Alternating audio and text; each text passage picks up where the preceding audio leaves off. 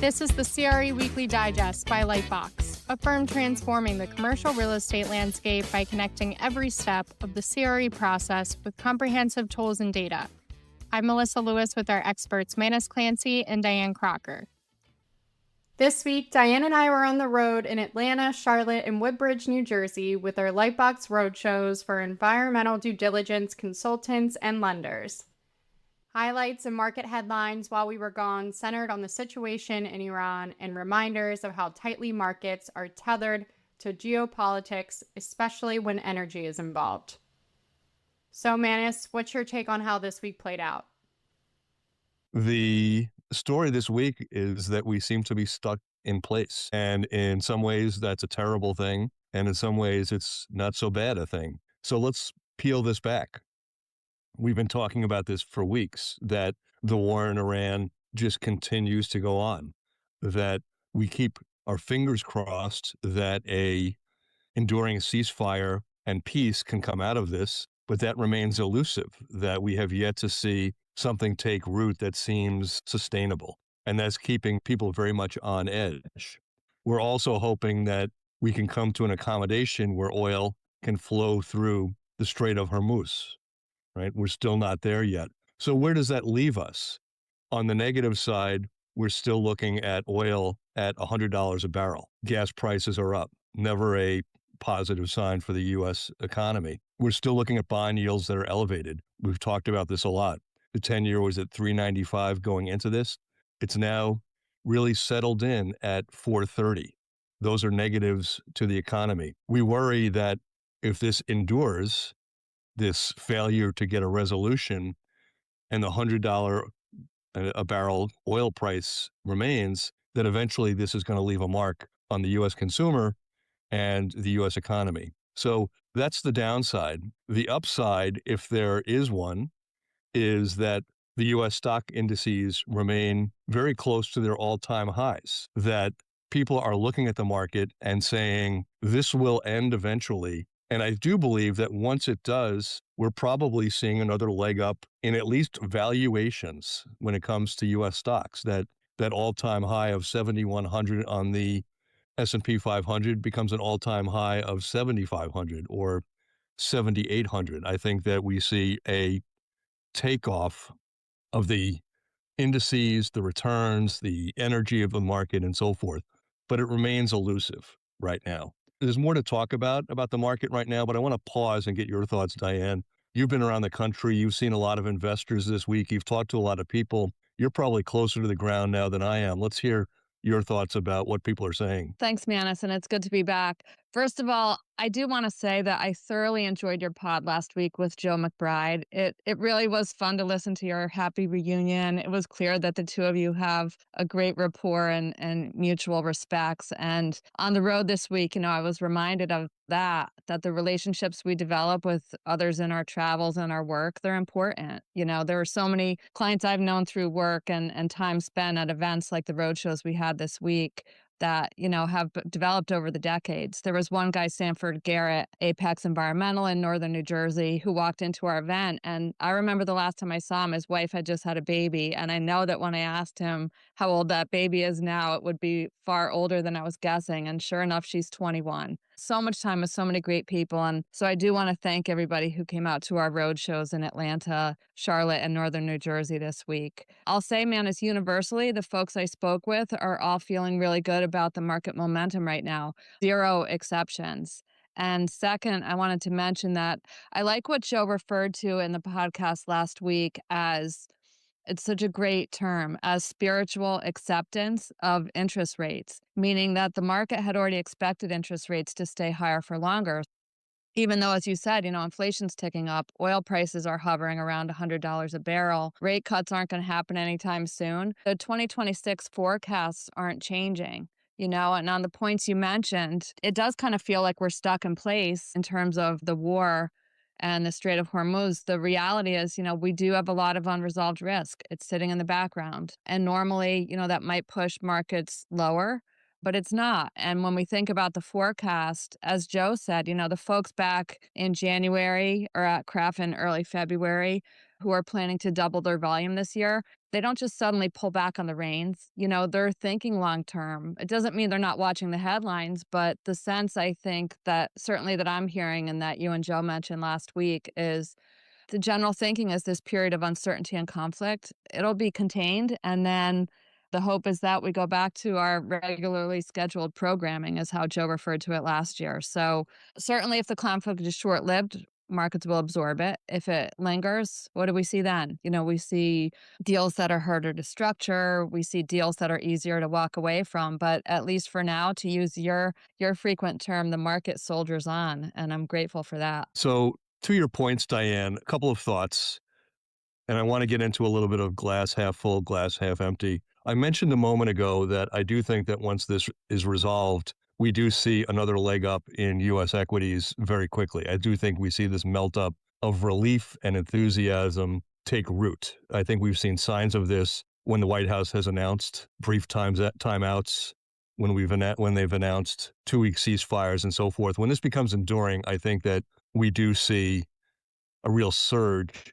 And I think that surge is not limited to just equities. I think we see that surge that we were expecting in January and February for CRE take root. I think we see the 10-year go back below 4%, and we see a real uptick in velocity at that point. So let me give you glass half full and glass half empty and get your reaction to this.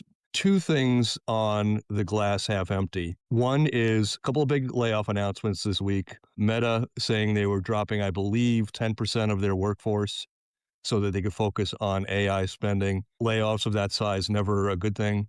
And for the first time in their, I believe, 51-year history, Microsoft offering buyouts of employees, which is kind of like a layoff. So we saw that as a glass half empty. They will not be the only ones that look to reduce headcount due to benefits of AI. The other, and this kind of goes contrary to your narrative, I felt that we saw a slight downtick in transaction activity over the last 7 to 10 days, a little bit slowing down. Now, 1 week does not a trend make, so it's hard to say if this is just a natural bumping along of the market in late April. But I do think we're within about 10 days of getting the next index out of information. I think that'll be very important. So that's my glass half empty. Let me let you react before I give you the glass half full.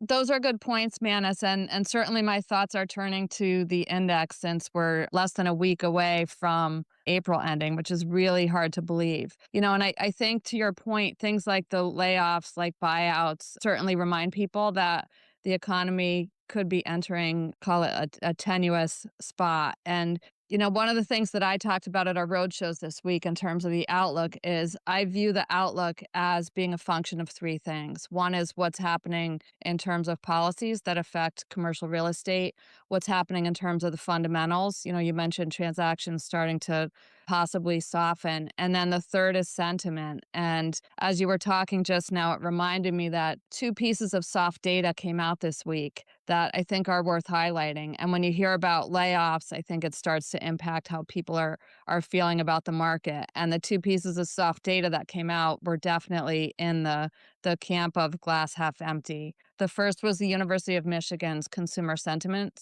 Index that came out. In April, it dropped sharply to 47.6, and that was one of the lowest readings on record. So the lower consumer confidence was driven by higher prices, the geopolitical uncertainty, and certainly concerns about inflation. And then secondly was closer to home for us on the commercial real estate side, and that was that CREFC came out with their sentiment index for Q1.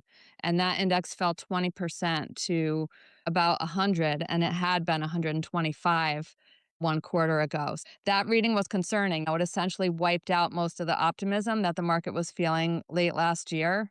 And it points to a meaningful shift, across finance. More than half of the respondents now expect the economy to worsen. Optimism around interest rates has collapsed from nearly 70% positive last quarter to just 7% now. So that's my contribution to the glass half empty discussion here. So let's talk about glass half full. The pieces of data we saw this week that kind of go against that narrative, because I think that they balance the glass half empty quite well. The first is that even though we saw a slight decline in transaction activity, it was extraordinarily modest. It might be nothing more than weekly noise at this point. And if we see a rebound when we get the data this week, we do collect it every single week. I would be heartened by the fact that this is nothing more than a weekly aberration. So let's keep our fingers crossed there. I was looking at risk premiums from Morgan Stanley, and I was lining them up to other spikes that we have seen over the last 5 or 6 years to compare how much panic there is over the war and $100 oil. And when you look at the Morgan Stanley numbers for AAA CMBS spreads, BBB minus CMBS spreads, and you line it up over what happened during COVID, what happened when Silicon Valley Bank failed, and when tariffs were announced, the uptick in risk premiums this time much more muted than those 3 other times. Those others were serious spikes in the cost of borrowing. Here, much more confined. And even right now, we're probably seeing some spread tightening from where we were 2 weeks ago. So that is a positive. And then lastly, we'll talk about this a little bit more later. We're still seeing announcements of people being able to get financing for office conversions and new property development. Let's not lose sight of the fact that by this time next week, we'll be 2 months into the war in Iran. And the fact that this doesn't seem to be giving lenders any pause is a very, very positive sign. Yep, I agree with all of that. And I would add to your glass half full news that came out that on loan delinquencies, a sign that loan delinquencies are flat to improving across major banks. And I think that's also fueling some optimism and willingness on their part to extend debt capital, that banks are seeing stability, early signs of recovery. Examples, Bank of America's non-performing commercial real estate loans were down 44% year over year. PNCs were down 26%. Charge-offs have dropped. Some lenders are even releasing reserves. So, these are all signs, I think, that they're less concerned about future credit deterioration maybe than the market might expect. And I think a lot of that is behind the MBA's forecast for commercial real estate lending this year, which is calling for an uptick of 27%. I got to say, a lot of attaboy and attagals going around. Those are some pretty impressive numbers. And we love to see that, right? Just a couple of years ago, people were talking about CRE exposure being the foretelling of dozens of bank closures. And we've yet to see that. And now we're seeing the tide turn with delinquencies leveling off. We had another headline last week which showed that CRE CLO delinquencies were also coming down. So some real positive signs there in collateral performance, which we love to see.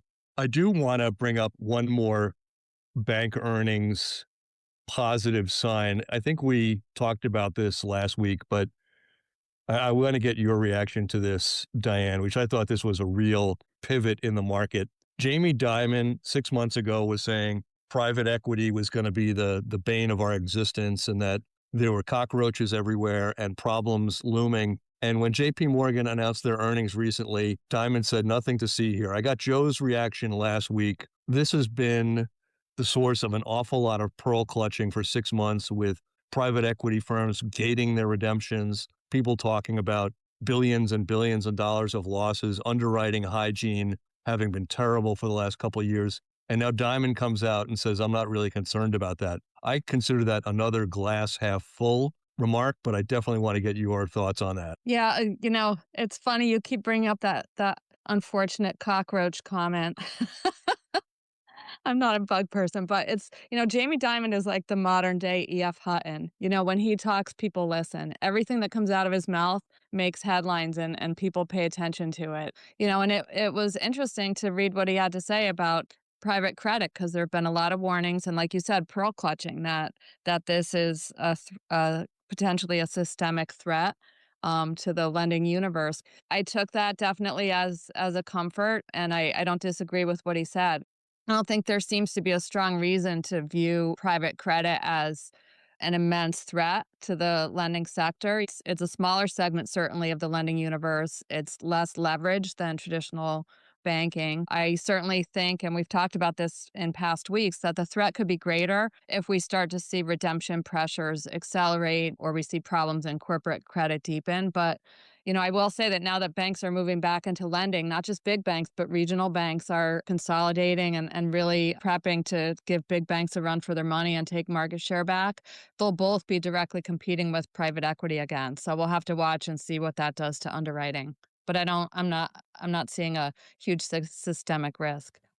And Alyssa and Manus, I can't let this week go by without mentioning Earth Day, which was Wednesday, because there was a tie into what we heard at the road shows this week as well. The trend is words like sustainability and resilience in real estate. They've been much talked about. They're usually really forward thinking, like the next wave of better buildings or, the next retrofit.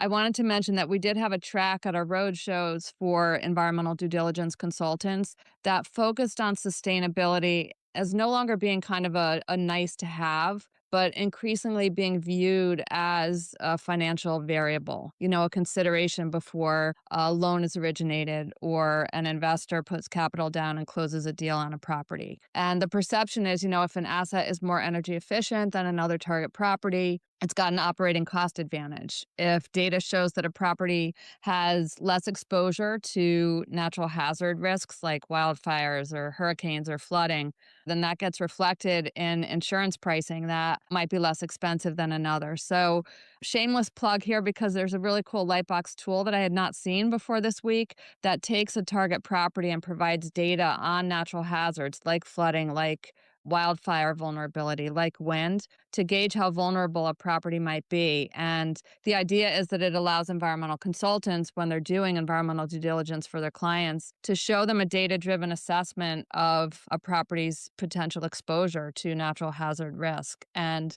it's a starting point for a deeper assessment that could help an investor, could help a lender make a decision that uses metrics on a property's exposure to these kinds of risks in a more positive way. So on Earth Day, I wanted to just point out that topics like sustainability and resilience are getting real. And we had folks in the room at our workshops who are supporting investors who are starting to pay more attention to it. And it's been a long time coming, and it's been really great to see. I really do think that there has been a transition in this country from the sustainability problem being theoretical to being real. I think 10 years ago, people would hear sustainability and they would think red tape. They would think, this is something that's going to slow down my development. This is another box to check. This is something that I have to do. But I don't see any real benefits. And I do think that things like Surfside in Florida, the fires in California,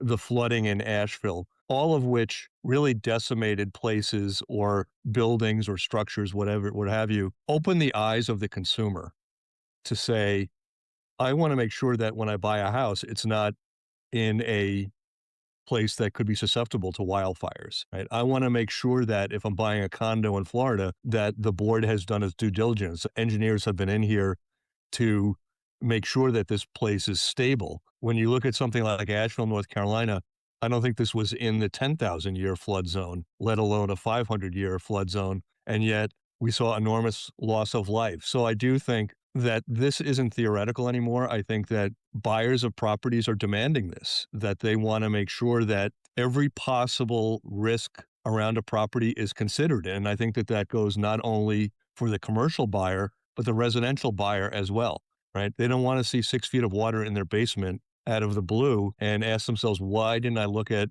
the data more? So some interesting things coming in, and kudos to you and your team and all the engineers and product people at Lightbox that have done all this heavy lifting. There's some great stuff in there.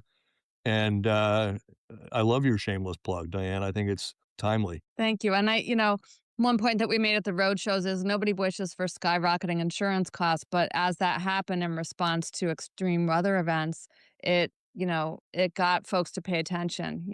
It's a cost of operating, and it affects a property's exit value. It affects its NOI. So it's certainly been a long time coming, and the conversations are happening. There was a headline this week. I forget if it was Commercial Observer or The Real Deal or Cranes.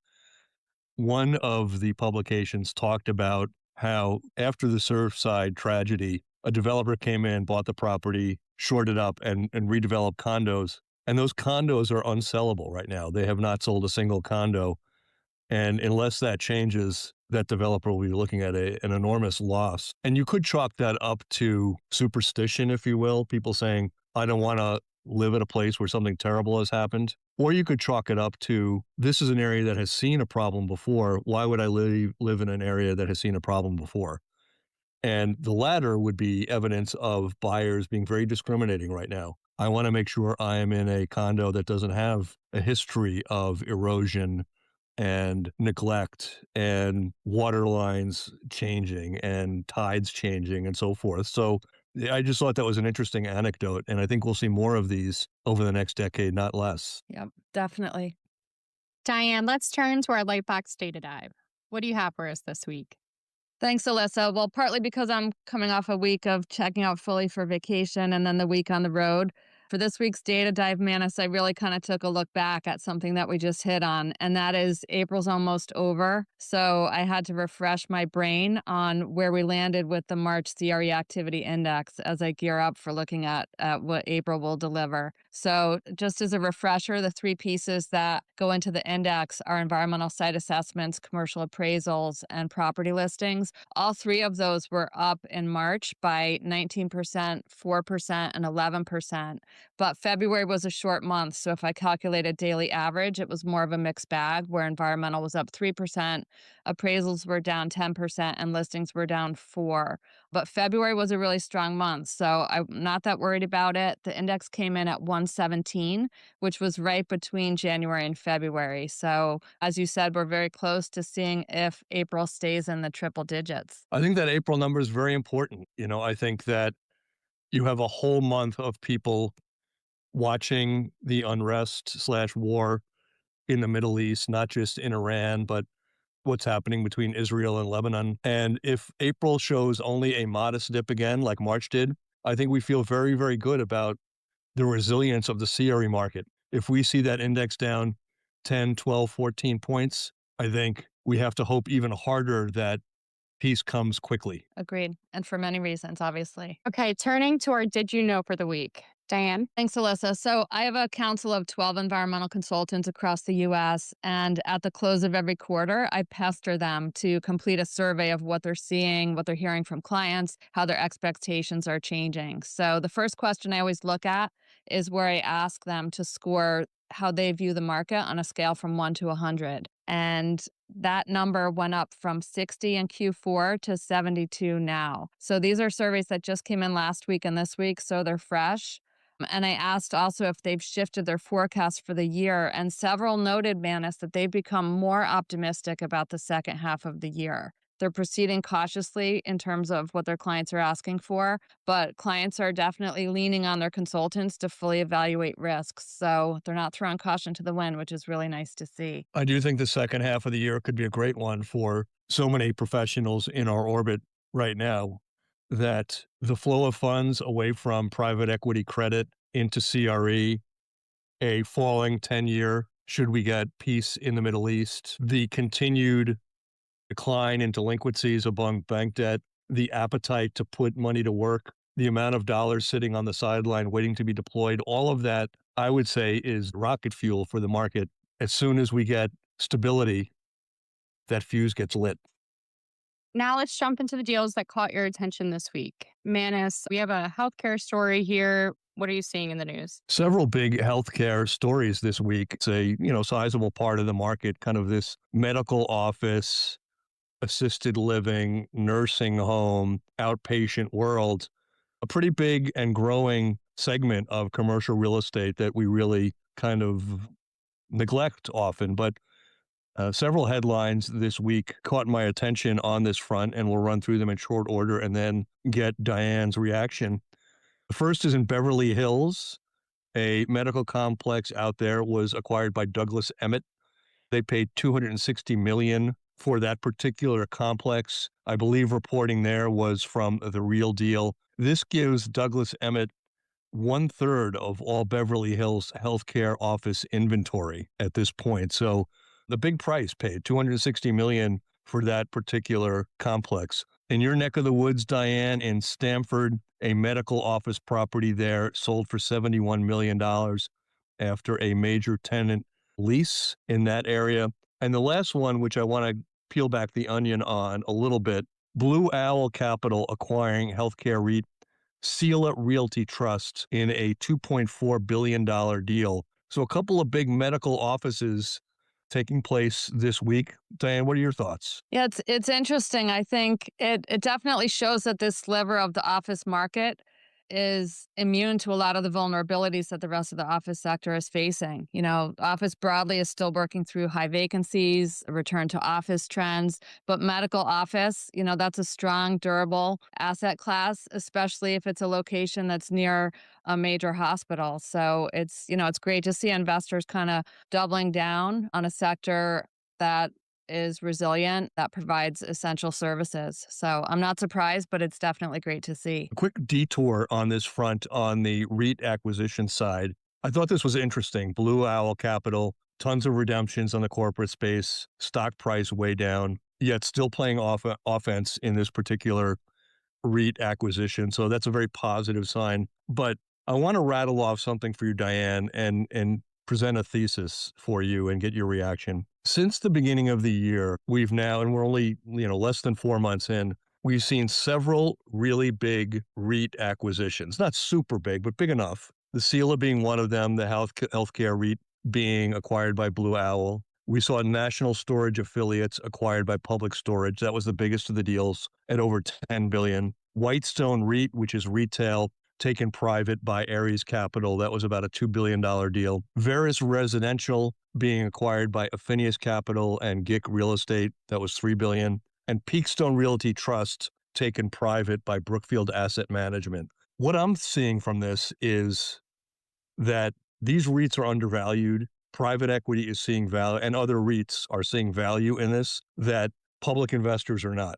When you see things taken private, when you see mergers like this, it's evidence that people see more value in those assets than the share prices of the public entity are presenting. And I would say that that is an incredibly bullish sign, especially when you consider the breadth. We see healthcare here, we see residential, we see retail, a lot, self-storage. We see a lot of different asset classes being taken private. And I think that's a very, very positive sign. It is, and it really hits you when, as I was listening to you rattle off that list, and when I read about the Blue Owl Capital deal and that included a portfolio of 137 healthcare properties across 65 markets. It was a $2.4 billion acquisition. And to your point, I'm wondering, what's the value of those properties? What kind of a deal did they get? Obviously, they're thinking I can move in and get these undervalued assets for a bargain and really lean into them and make a profit. And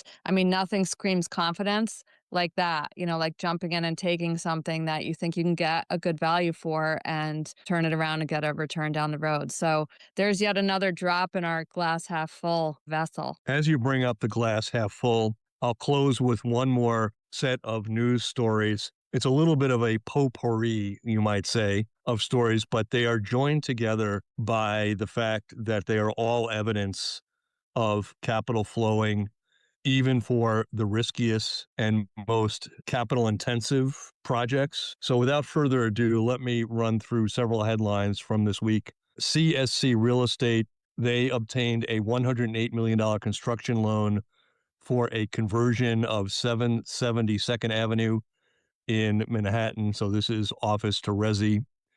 Time Equities, they landed a $160 million loan for a multifamily project in Boynton Beach, Florida. The financing there provided by M&T Bank. This will be a 465-unit property. In Boca Raton, Optera is looking to convert a Holiday Inn to resi. This will flip a hotel to 125 apartments and include restaurant and retail. And in Oakland, the hope is that GAW Capital and Core Capital will get approval from city planners to convert a Marriott there from a hotel to an apartment. So what we're seeing in all four corners, or three of the four corners, let's say, Northeast, Southeast, Far West, Upper West, California, Bay Area, we are seeing high execution risk projects finding financing and moving forward. And that is a sign of confidence that we could feel good about in a market that sometimes we worry about, especially with $100 oil. Here, here. You're right, Manus. Construction lending's been one of the tightest parts of the capital stack over the past, call it 18 to 24 months. So all these stories that you just highlighted are very recent and very telling signs that lenders are getting more comfortable extending capital for construction loans if the fundamentals work. And a couple of those hotel to resis that you mentioned are in Florida. High population growth, housing demand is high. So that's got to make lenders feel a little bit better about extending capital on those kinds of conversion projects. It's great news, and we hope that the liquidity train keeps moving along. And with that, we'll close. Thank you to our producers at Bruning Media. Be sure to join us each week as we break down CRE news and data in context. You can listen on all your favorite podcast platforms and send your comments or questions to podcast@lightboxre.com. As always, thank you for listening and have a great weekend. Let's go.